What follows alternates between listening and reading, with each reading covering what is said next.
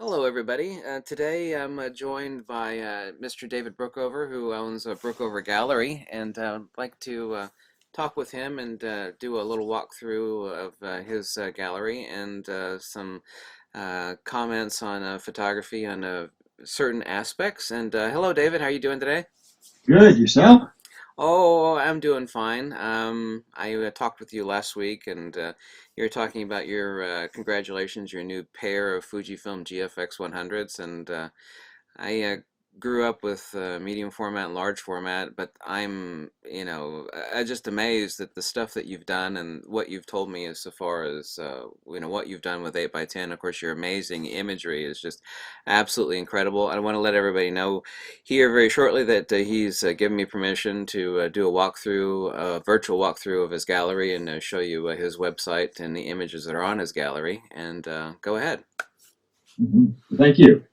So we should go back to we have a little history. How many years ago was it when I sent you this camera from that I that I dropped in a creek and Yeah, breathed? I forgot about that topic. Yeah, he sent me. He had a Nikon D500 that I'm still using for my videos that rolled down the hill. You said and landed in about 2 or 3 inches of water, and I've got five or God. six videos of me taking it apart and fixing the corrosion on it.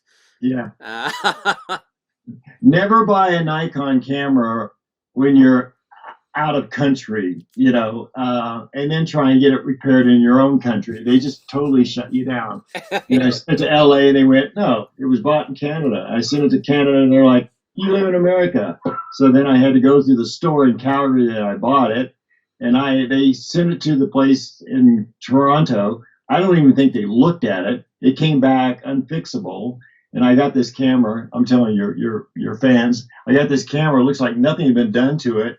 So then I called you up and explained the situation. And you said, "Yeah, give it a shot." And so, and you actually offered to fix it and then send it back to me. And I said, "No, no, no. If you can fix this thing, you can have it." So that's my little $2 for this video because I probably watched enough of your videos to pay for the damn camera. So, so and sure enough, you fixed the thing in like 2 days. And it was unbelievable. So much for Nikon's professional the service, services. up in Canada. They just didn't want to deal with it.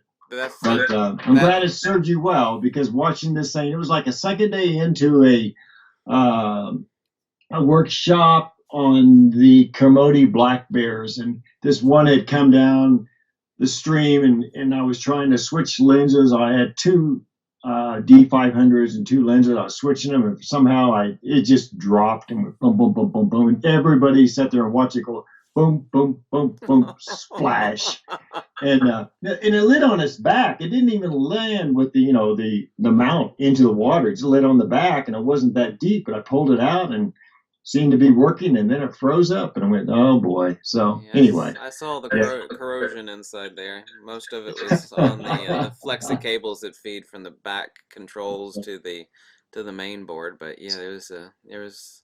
That's what I tell everybody. They always work right afterwards for like a week or so, and then they have a catatonic fit, and they have a stroke, so to say. Yeah, I'm just the putz that repairs cameras and makes lens and camera reviews. You're the suave guy that stepped out of a Clint Eastwood movie that's doing the giant, amazing photography with this, incredible gallery out west. And you're the kind of guy that they make movies about. I'm not trying to, Yeah, yeah. puff you up here, but I mean it's amazing. I'm showing people right now the outside of your gallery and doing a little virtual walk over. What a quaint area. Could you go over some of your background, what you were just telling me in about a half hour ago, so far as Yeah. carrying around enormous amounts of 8 by 10 and the 8 by 10 photography that you've done and that you've spent several years in Japan, or whatever it is that you would like to comment on that topic? Well, so I moved to Japan back in 1986. I had gone to acupuncture school in Hawaii, gotten my degree. I moved over because at that time in '86, they were doing some work in Japan. It was laser acupuncture, and I thought this is going to be great. I'm going to go over there. I'm going to learn all about the laser technology. No more needles, anything like that. But I moved to Japan, and I was a bit naive because once I got there, they kind of looked at me and went, "Well, it's great. You got a degree in America, but what are you going to do? This is Japan." you're gonna have to learn everything you already know in Japanese. I was like, oh, God, I'm sorry, that ain't gonna work. you know. So I took a year off, and I just loved the country. And I was photographing. I was working. I was teaching English, transcribing, medical transcribing, anything I could to make some money. And I just got really involved with photography because I loved the culture there. It was just so beautiful. And I happened to meet a lot of very supportive expats that were working there doing stock photography back when you could make money with stock photography. And I met some French photographers who traveled around the world that came in through Tokyo, and we became good friends. And I kind of got the bug. And fortunately, in Japan, you have to have a guarantor. And my guarantor was actually a family there that I met and befriended, and the daughter worked for this huge stock photo agency called Photonica or Amana, and it was one of the better ones. And she told me, like, well, you could try and make some money. I think you could, with stock photography. And I had no idea what that was. That was in '86. And but I submitted about 500 images, which you had to do back then. Most of them in the States. Started making some money. My first check was like $1,600. I thought, my God, this is great. I wish I had started this 20 years ago. And then I started working. That was 35 millimeter, and I went up to the Pentax 645, and then I went to 4x5 later on. Then later on, 10 years later, I went into 8x10, which meant no more stock photography because I didn't want to deal with anybody shooting that big. But I caught the attention of some folks at Fujifilm, and that was about the time when they were coming out with the new film Provia, which is probably about one of the few films they make anymore. And they had already done the Velvia line that had conquered the world, Velvia. So they wanted me to shoot the Provia against the Velvia on all these different situations in America. And which my first trip took me 5.5 months into the States, just shooting just thousands of sheets of film, Velvia and Provia together in situations so they could test it. And that was the first generation Provia. And then later on, there's a second generation, a third generation, and then there were the Astia films that came out. And I was shooting those in 8x10, shooting those in medium format too. So that's sort of that initial background that got me started. And then about that time, that was in the late 90s, early 2000s. Yeah, late 90s. And I realized that I had probably gone about as far as I could in Japan because the corporate jobs were always done by Japanese. The commercial jobs were always done by Japanese. So we got a few breadcrumbs, the foreigners that lived there. So I ended up moving back to the States in 2001 from Tokyo, a city of 34 million at that time. And I moved to Jackson Hole, Wyoming, because I've always loved this place. And, it's one of these art towns that has two seasons, summer and winter. And so you're not shut down half the year. So I came in and we started this gallery here. It's about 3,000 square feet here in Jackson Hole, which actually this town is like the largest small town art center in the country. We're like the fifth largest in the country or something like that. Jackson Hole, there's 34 galleries here in a town of 10,000 people. Wow. So, yeah. You're kind of like the Wyoming version of Sedona, Arizona. Of course, that has a different. I can't think of any other arts center meccas in the United States. I do know, even though I've not been to Jackson Hole, Wyoming, a lot of people have told me, and I know more than a few people do as far as what you've got there. But that's really surprising. That's a lot. That's a lot. Yeah, yeah. Because Santa Fe, of course, got a lot of galleries, but they have like 5 different art districts, but Jackson is all centered around the downtown, which is really tiny. Most of the galleries are right within you got the downtown square and then maybe a block off of that, and that's it. So they're really, really compacted in here. But it's nice. It's all sorts of art from all over the world. Would you say that you're still, obviously you shot 8x10 for ages, and that now you're using a pair of GFX 100s, which you're waxing on poetically the other day to me and talking about how incredible they are, that you can ask a question that you still are extremely, well, I want to say extremely, a large pro print person, or have you, sidelined off into, anything else as far as photographic art display and sales, or I'm showing people, of course, a walkthrough of your gallery and your website right now, but I didn't know if you had, branched off into anything else, or is still completely, a large art print photography, or would I be Well, correct in assuming that, or? yeah, when I first opened up, we did large prints because everybody else in town was shooting basically 35 millimeter. Mm, And so, having shot 8 by 10, I could show prints very large, yeah, and I bet. Yeah. and just say like now it's much easier to go down in size. And some of my competition will say they can go up in size, and that may work if you're standing back 10 feet. But Yeah. basically, you're looking at an 8 by 10, which is about 50 times larger than a 35 millimeter, in size. So, exponentially, you can go pretty big with this thing. Like a 40 by 58 by 10 is magnification about what a Nikon would be at a 5 by 7 postcard. So, and then, so we did that for a long time. But then about 2006, 5 and 6, I really wanted to get back into more historical processes. So by going that way, first silver gelatin and then platinum, and then later on chrome oil and photogravures and things like that. You start getting a little bit smaller, like a large silver gelatin print for me would be like 32 by 40 inches or something like that. Because you traditionally frame it with really nice wrapped mats and UV AR glass, so you're going to get that's going to limit you. You can certainly print bigger, but you can't frame it bigger because the glass problem. Most AR museum glass is 40 by 60. I think they have one now. It's 48 by 68 or something like that. But that's what really limits you. By the time you get your matting and everything, your print's going to be smaller, classically framed. So then that was fine because black and white buyers aren't looking for gigantic prints. It's usually people with color. They're trying to fill a big wall with something to color.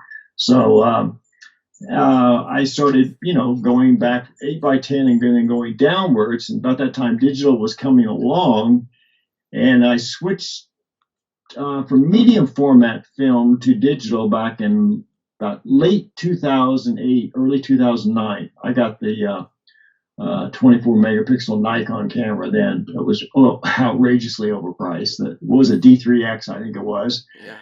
And then moved over to the to the 800E and then the D850, and somewhere along the line there was the Pentax 645Z, which was okay. And then and then of course Fuji came out with the GFX series. I was like, oh my God, that was it. I mean, there's no comparison. I actually had a friend ask me the other day, Ken. He goes, "So what's the difference between your Pentax the GFX and the Nikon D850?" And I went, about like a D850 to an iPhone. Their jaw pretty much dropped. Like, really, it's that good? I go, yeah, it's that good. I keep It telling really is. I keep telling people that, and what people actually say to me that makes me do a face palm is, well, I looked at some GFX images online. They're just not that Yeah. impressive. I can do it with my 35 millimeters. Like, you're looking at a downscaled JPEG. I mean, take a look at it like a 600 megabyte TIFF file from like a GFX 50S or 50R.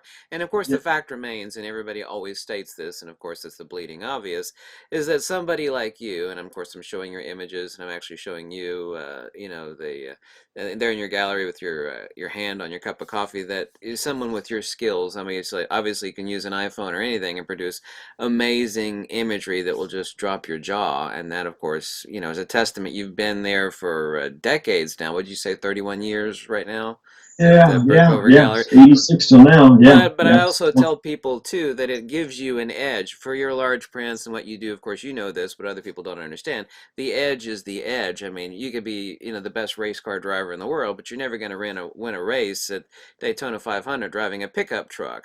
So that edge that you were just talking about, the wow factor, like for example in the GFX 100. Is there anything that or even the 50S or 50R that, struck you in what you do and the art that you produce now using those tools, as opposed to, other than the obvious on your 8 by 10, which of course I use an 8 by 10 Calumet back in the day. And of course, it's an Yeah. enormous beast, but I mean, is there anything that struck you in particular about that series, or makes things easier for you or anything?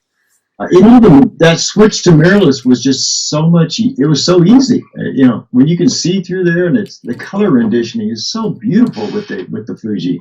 cameras. I mean, I had the XT2 for a while, just kind of played with it, but God, when you see what comes out of that camera, that when it hits, Lightroom for the first time, you're just looking at those files and they're just so clean. And then, of course, you have the film simulations, but took me a little while to figure out all the command dials in the front and the back, and then how it comes to you is like not how you want it.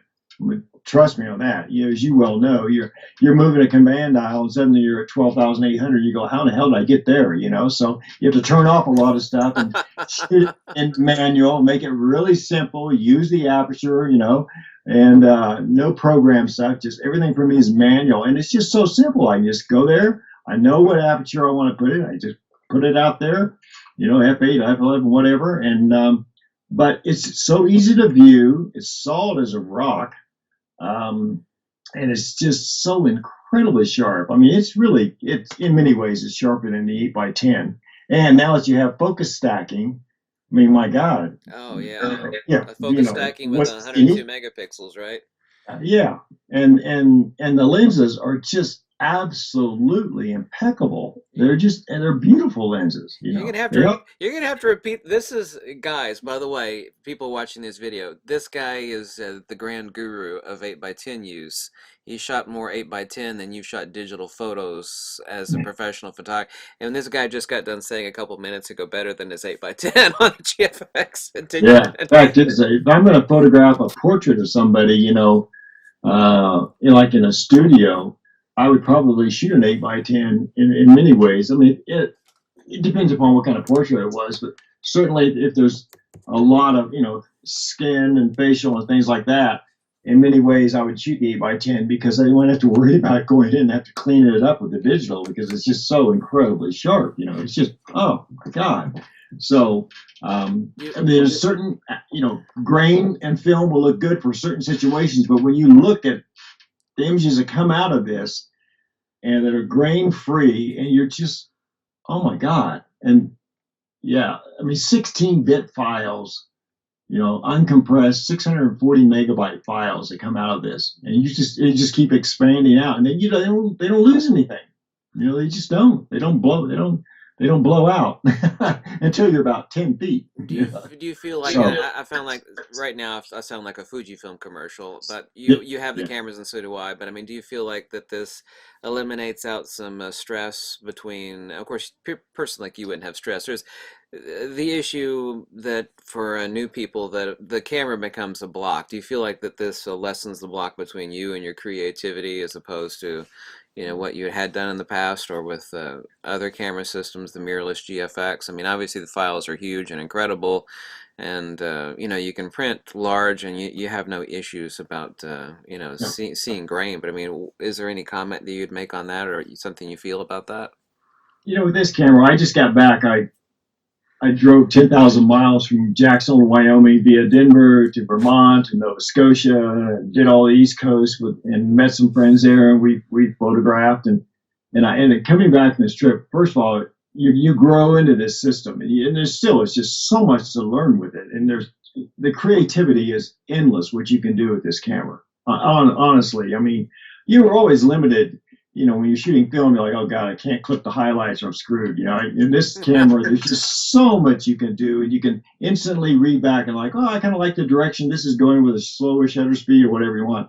You can just, and so for me, I don't even think about wanting to buy some camera in the future. I can have this camera for 5 years and still be growing into the system, and plus the fact they always give more firmware updates.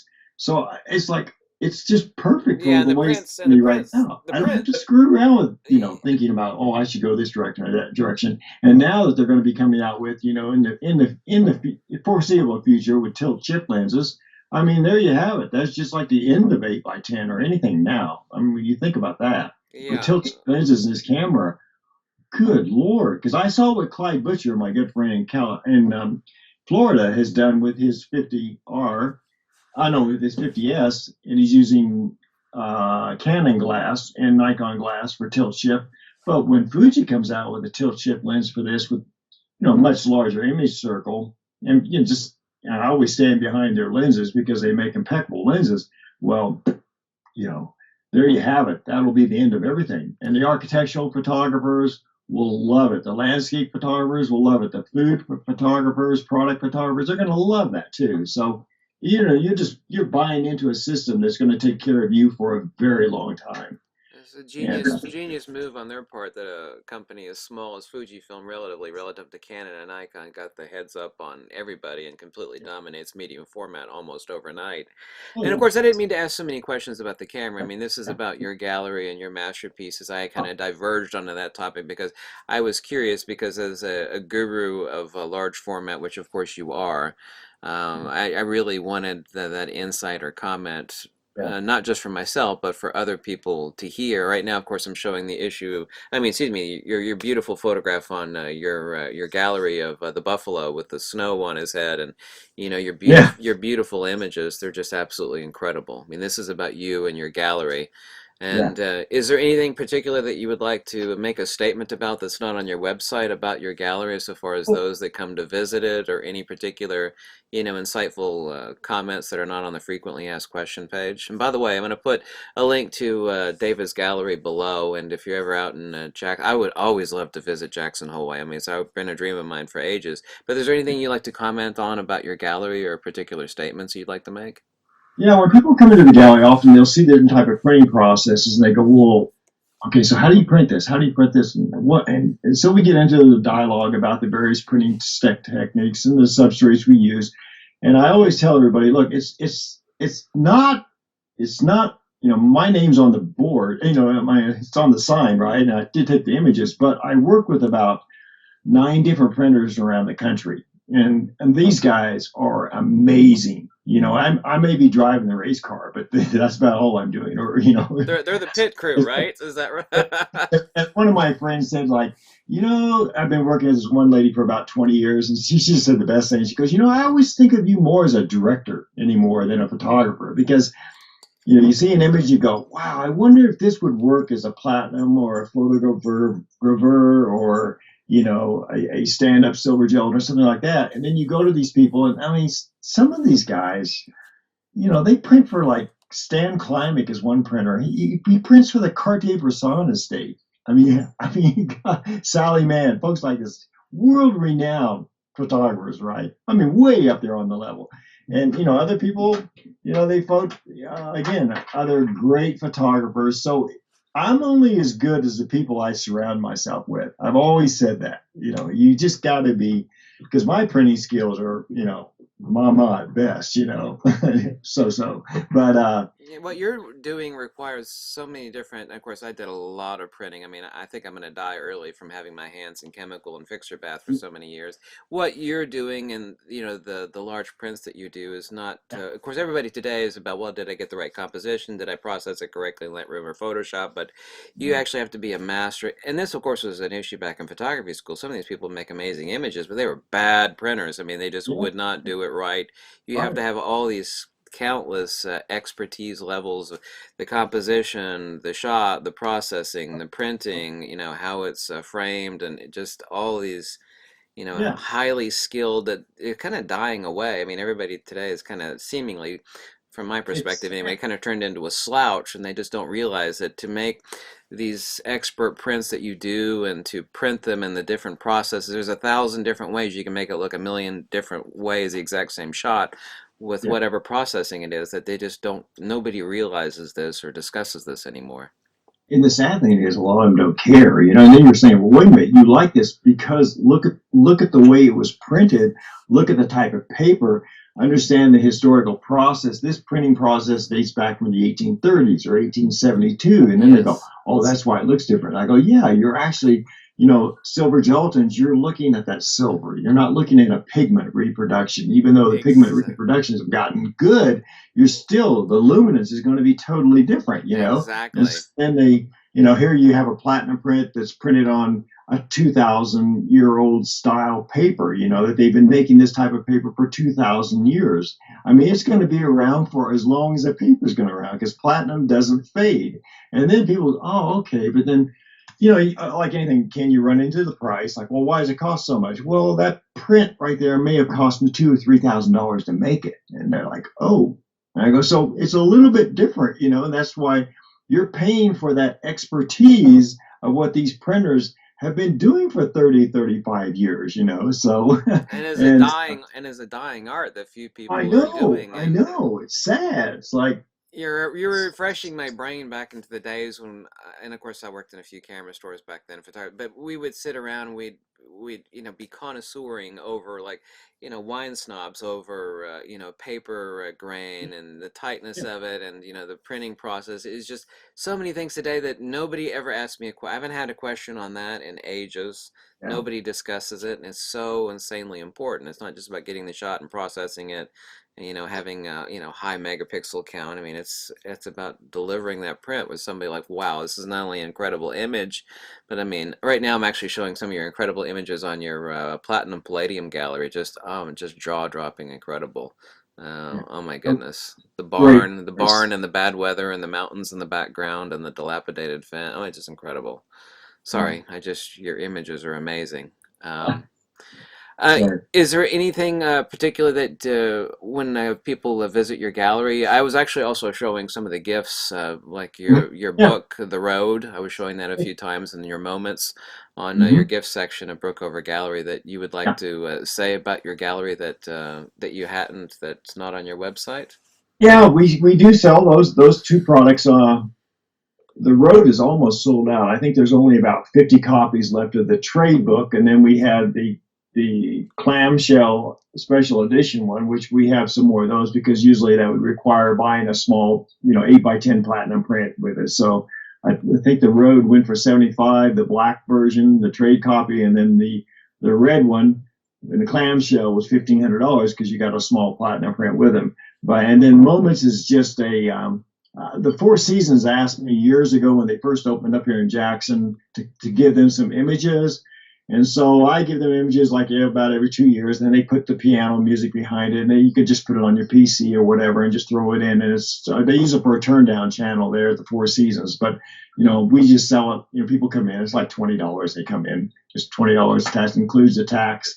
And otherwise, you can order online if you see anything. You can order online. We have that. The manager of the gallery, Erica, she built the website for me and set up the shopping little queue there.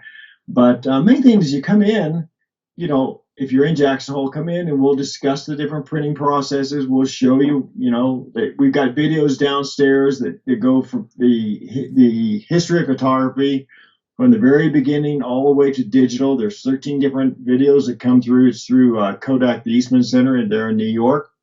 We play it around the clock so people can just sit down and just see the actual history of photography. It takes about an hour to watch, and it's a lot of education. Just a lot of education. And as you well know, because nobody knows lenses like you, it takes years to understand all this stuff. It's not, people. It's not about sharpness. Okay, my lens is sharp. Now I'm going to be a photographer. It goes way beyond. That's so immaterial these days. It's what you do after you get the image, what you do with it if you want to show your work. That's much more important. You got to get the image, obviously, but then the work that goes after it is 10 times more work, Yeah. 10 times more work easily, and 10 and 100 times the money.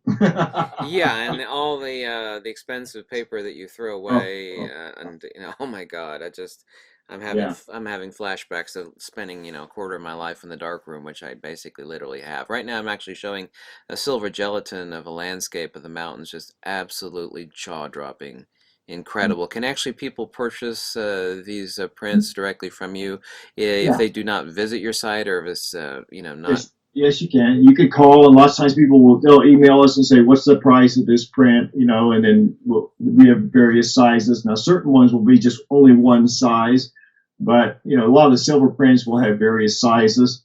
And the prices on the silvers will go. Let's see, they probably start around $1,500, and they go all the way to 100,000. So it depends on where it's in the edition number, if it's the last ones, artist proofs, but probably the average price, just so people know, around 7 to 7,500 for your average silver gelatin.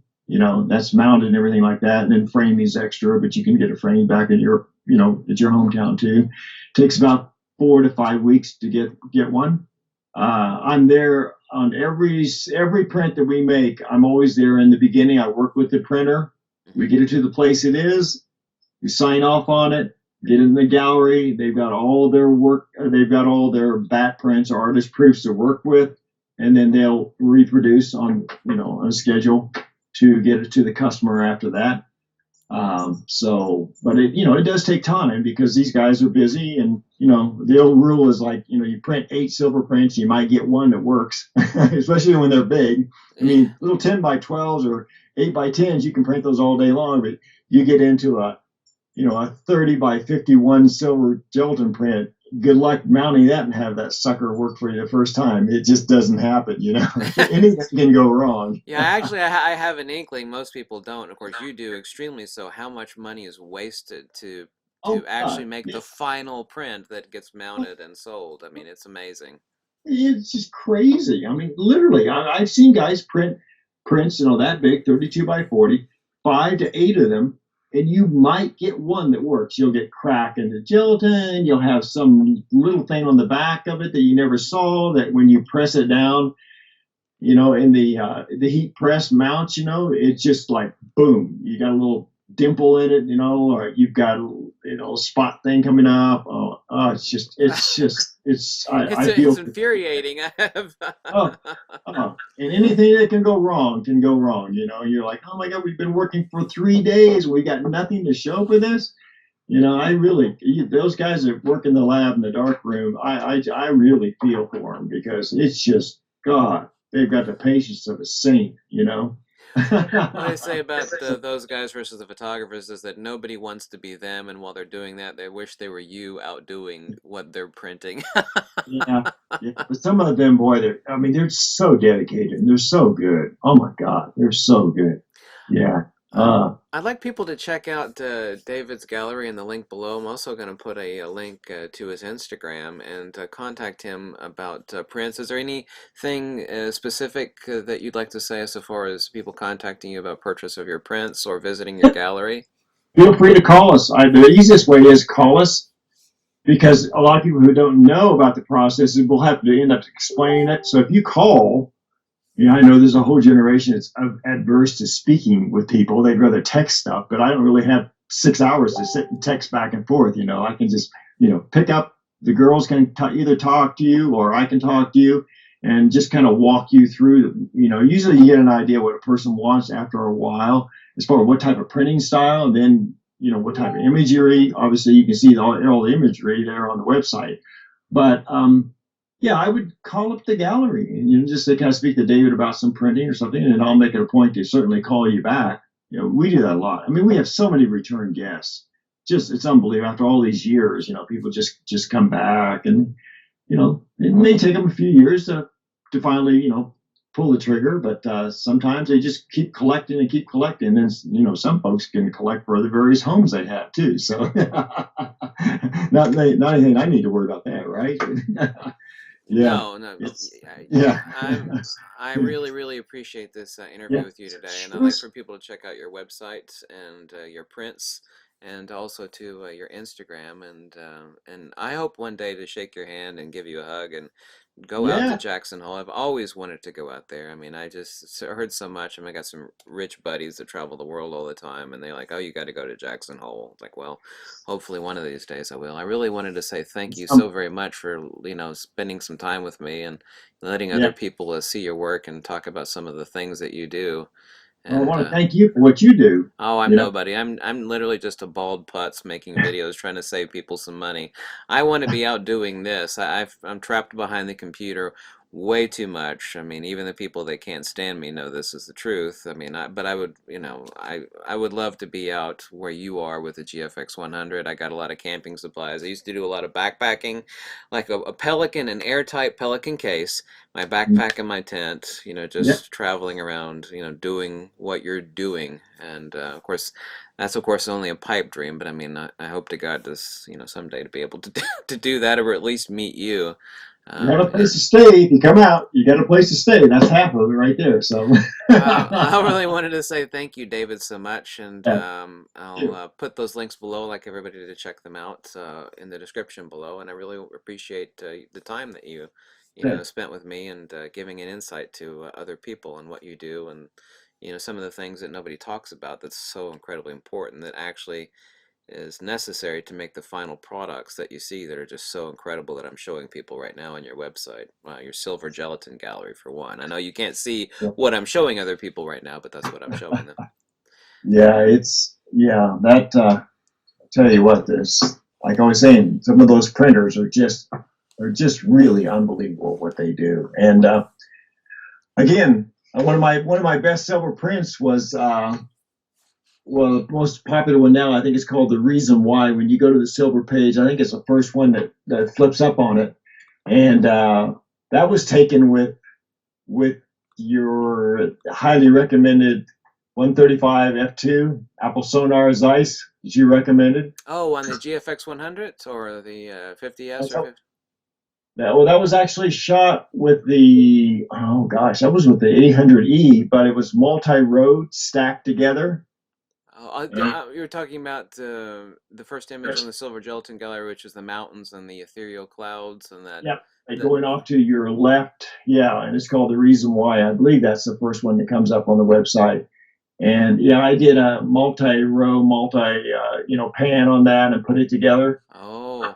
And people walk in, and of course they instantly think it's 8x10 because I mean that lens. I mean the Apple Sonar 135 is just unbelievable. I've sold a ton of those just by people looking at an image. You go, yeah, look at the micro contrast in that. They're going, oh my god, you I've know. had a lot of people ask me, say, what's the best adapted lens, the GFX system, any of 100 or otherwise? And I said, I've tried over 150, and nothing beats the 135 APO f2 Yeah, Zeiss.